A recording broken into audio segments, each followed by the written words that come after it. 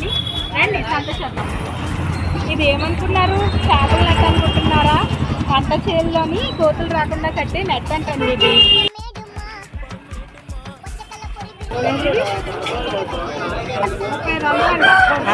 3500 అయ్యా, ఎంత? 1000 రూపాయలంట. తగ్గించరా మరి?